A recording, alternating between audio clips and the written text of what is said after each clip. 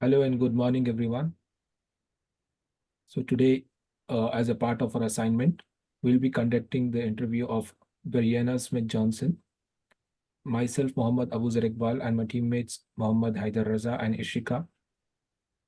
So, Breena, hi, good morning. Hi, good morning. How are you? Yeah, I'm good. How are you? Good, thanks.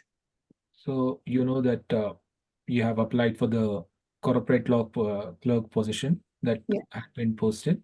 So, basically, this interview will conduct a quick interview. So, it will be divided into four parts. So Okay. first, we'll be discussing about your educational background and following up with the professional experience and your achievements, and also with the legal skills and knowledges. And after that, we'll be talking about the teamwork and your communications, and we'll end up with work approaches and adaptability. Okay. Yeah. To start with, can you briefly describe your educational background and any legal training, yeah, if you have received any? Absolutely. So I started my post-secondary education with a bachelor's of kinesiology. I actually practiced as a physiotherapy assistant prior to uh, starting Seneca's law clerk program. So I've been in the accelerated law clerk program for about 6 months now, and soon to complete a 10-month program. Okay. So what motivated you to pursue a career as a corporate law clerk? Um, in general, I do have quite the interest in law. I'm a stickler for rules. So I'm someone who is always quite by the book, and I found that not only could I help myself with legal principles, I could help my community and I could help my family and friends as well. So I do want to be that pillar within my community to give legal representation or give legal advice, not specifically as a law clerk, but to do my part in a law clerk's role for a corporate law firm. All right, so as you already mentioned about your experience, that is not as a law clerk, Mhm. we would just like to know about some of your achievements in your previous job. Absolutely. I think just even placing myself in my previous job, I know it is difficult to get within any field after completing an undergrad education because a lot of careers require even more post-secondary education, like a master's. Mhm. So that just in general is my biggest achievement. Um, and being able to pursue what I did in my undergrad and continue that forward, although it's something that did not align with me and I didn't have a passion for anymore. Mhm. I'm so very proud of myself for completing that goal. Great. Okay, so talking about your previous experience, have you come across any tight deadlines, and how did you handle it, and how Ab- did you prioritize the task in like a fast-paced environment, legal Absolutely. environment? Yeah. My tight deadlines within my physiotherapy role were week to week. So I'd always have to, right after our sessions, I'd have to relay all that information back to my physiotherapist within 1 to 2 days at least, or at most, I should say. And that would just be feedback from each session and follow up. And then again, I'd be invoicing our patients as well, so they could um, claim their benefits. So everything there worked on a very tight timeline, and I figure those transferable skills are something that I could definitely adapt to within a corporate law office.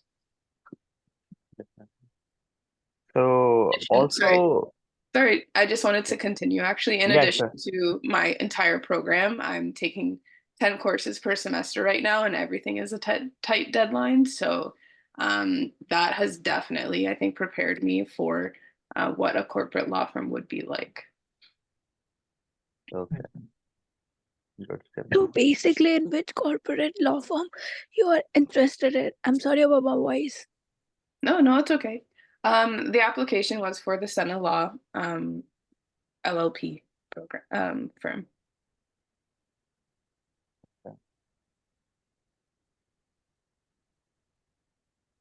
So, just wanted to know how you keep yourself updated about the recent laws as you're going into this field. Mhm. How do you keep yourself updated? Um, Within Ontario law, I wouldn't say I'm necessarily looking out for the news. However, that is something that I know I need to do moving forward. I actually am interested in the Jamaican law currently. I'm a Jamaican individual, and for some reason, that's something that's captured my attention. However, um, I think that's because Canada is so progressive, and I see that third world countries are catching up. So it's nice to see that Canada potentially has influenced other nations as well to move forward. However, um, I would say just within my program, I'm learning a lot about case law and what previous laws um, created precedents for new problems that are a concern within the world. So right now, I'm just in the learning phases, I would say, of learning what previous rules were created and what new laws are to be created. Okay, all right. So, how do you plan on communicating the laws and these technicalities to layman? I mean, a person who doesn't know anything about law. You want to explain something to him about his situation or the laws. How do you do that? How do you simplify that? I'm a person that went through that same experience. I think at the start of this program, I was a layman's person. So to be able to put myself in their shoes is a little easier, I'd say, than maybe someone who's been in practice for 10 years plus. Hmm. So just even to break it down from my knowledge, I find um, honestly, for example, if I had a statute, a certain part of a statute, just to read it out to myself, understand it, rewrite it even in layman's terms, and then be able to explain it to them because they are, these statutes are very wordy and long, uh, sometimes for no reason. And I find it's easier just to make it simple for myself and then pass that information along to someone else. Absolutely. Yeah. So, do you have any experience about this? Like, could you just, if yes, could you explain it? How did you deal with that? How do I deal with, could you be more specific? Sorry. How do you deal with making it understand to a layperson? As you say Oh, that yes, you have done that. how do I deal with it? I would say just to answer as many questions as possible that the individual may have, whether that, and if I don't have the knowledge to give them an answer, I would go to my associate lawyer or my supervising lawyer to see if they could better break it down for me to help the client understand. However, really just to confirm by maybe even having them reiterate what I've said so that I can make sure that they've understood exactly what we're looking at. Okay, Breena. So moving forward, can you discuss your experience with any legal research or also if you use any legal also like any tools or databases you're familiar with which you used for your research purposes during your studies? Sure. A lot of the tools have been given to me by the Seneca Library. So the O'Brien's encyclopedia I've been using, in addition to programs such as TerraView, PC Law, and then what else we have? Divorce Mate as well, and Canly. Canly is a big one, the online database for the rules of civil procedure. Um, I find online is the best way for me to do it, to do any research, because I'm researching Ontario statutes. Everything is available to you online, and it is the fastest way I find to resource something. If you're looking for any information regarding any specific statute, it's there. You do again have to break it down into layman's terms for yourself. However, that's the method I've been using as well. Okay. So in your opinion, what do you think are the most important qualities for a law clerk to possess? Mhm. I definitely say time management. Deadlines are crucial within legal.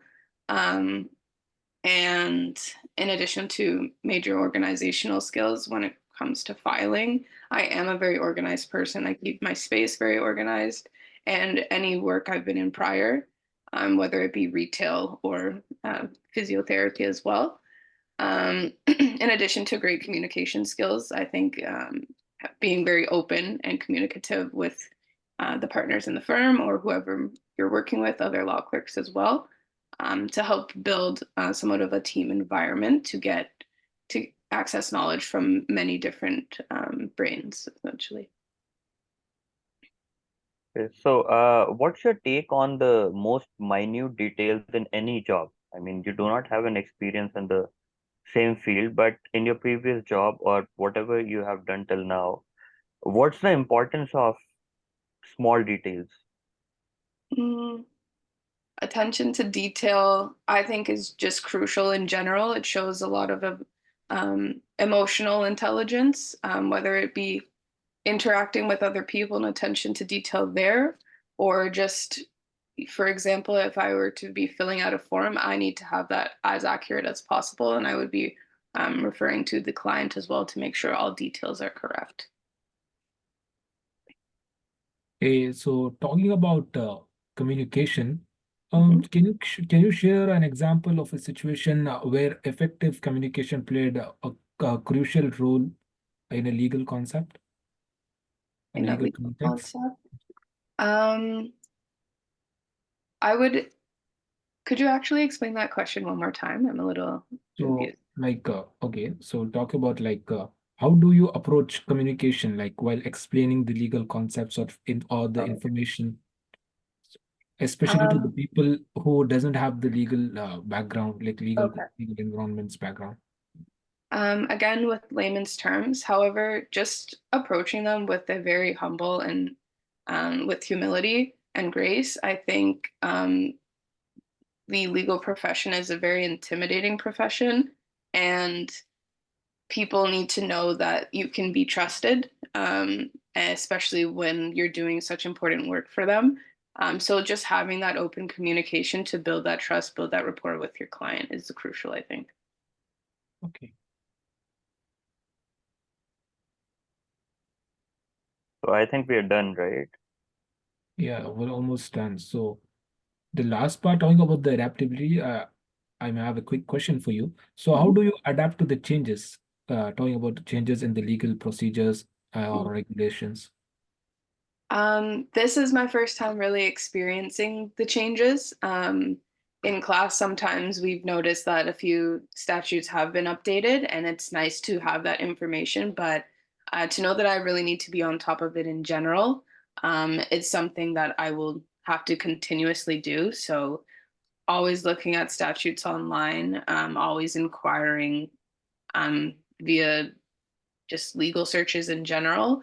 But I think case law is the most relevant way to stay to adapt, because I think case law essentially is the guideline. And with law, I feel like because we're almost using the past to predict the future, it's difficult to stay on top of it because everything is always changing, but it's also potentially changing every 10 years, so it's hard to stay on top of it, I would say. However, just asking questions, and then checking updates for certain editions, for example, of the rules of civil procedure. Every year there's a new edition, so to be on the most previous or the most present edition is crucial as well. All Thank right. you. Thank you so much for connecting with us, Brianna, and applying Yeah. for this job, making time for this. Thank you very Um, much. we have already taken interviews of two more candidates, and we'll get back to you regarding this. Great. Thank you very much for your Thank time. you. Thank you. Thank you. Thank Have you. a nice day. You as well. Thank you. Great. Bye bye.